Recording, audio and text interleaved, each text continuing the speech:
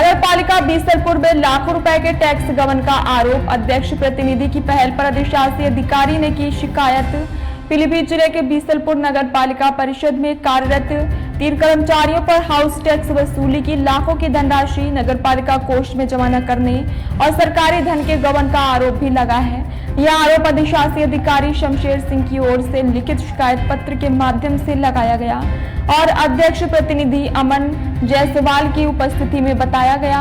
कि शिकायत में लिखा गया है, रामनिवास, उपेंद्र कुमार और जितेंद्र कुमार जैसे कुछ पुराने कर्मचारी होने का फायदा उठाया गया है। इनके द्वारा गृह कर की वसूली की धनराशि को पालिका कोष में जमा न करने का आरोप है। शिकायत में ये भी कहा गया है कि इन सभी कर्मचारियों ने अपनी गलती स्वीकार करते हुए कहा कि ये गबन का कारनामा पूर्व पालिका अध्यक्षों के समय से किया जा रहा है। इसका वीडियो रिकॉर्डिंग भी पेन ड्राइव में उपलब्ध करवाई गई है। पीलीभीत से अमित दीक्षित की रिपोर्ट।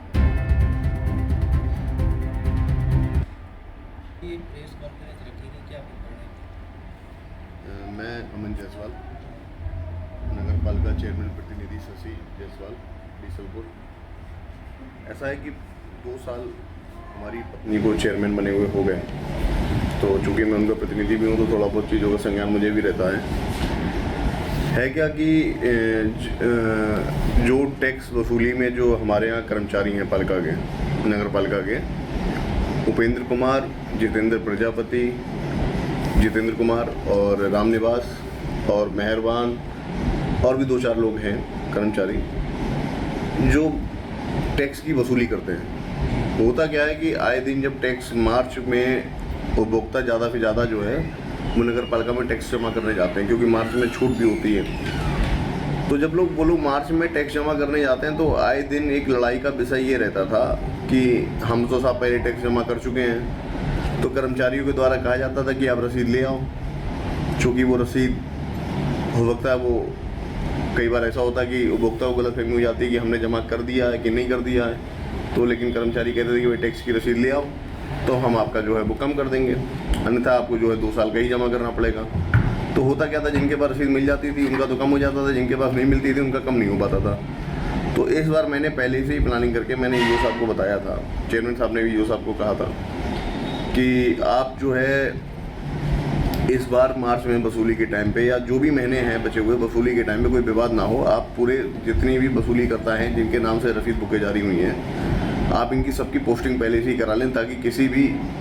व्यक्ति को दिक्कत ना हो। तो उसमें ईओ साहब ने जो हमारे यहाँ यासीन बाबू हैं नगर पालिका में, उनको कहा होगा, तो यासीन बाबू ने कर्मचारियों से कहा कि आप जो है सब लोग रसीद बुकें जो है वो जमा कर दीजिए, जो आप लोगों के पास वसूली की बुकें हैं। आप लोगों ने पैसा तो जमा किया लेकिन बुकें नहीं जमा की।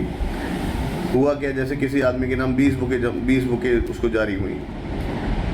तो उसने कुछ बुकें तो जमा कर दी और कुछ बुकें रसीदें काटी, पैसा तो लिया लेकिन पैसा उसका नगर पालिका में जमा नहीं किया। उसी के अंतराल में उसी के कारण क्या होता था कि जो रसीदें बुक जमा करी उसने, उसका तो पैसा पोस्टिंग हो गया, उसका तो जो उपभोक्ता उसका तो कम हो गया, अगली साल उसका जो है वो टैक्स कम हो गया, लेकिन जिनका पैसा इन कर्मचारियों ने अपनी जेब में रख लिया और बुक की रसीद काट दी और रसीद अपने पास रख ली, बुक रसीद अपने पास रख ली, तो उसका पैसा उनका उपभोक्ता का कम नहीं हो पाया, तो उनके बाद फिर पिछले साल का लग के बिल पहुंच गया। तो ये प्रेस कॉन्फ्रेंस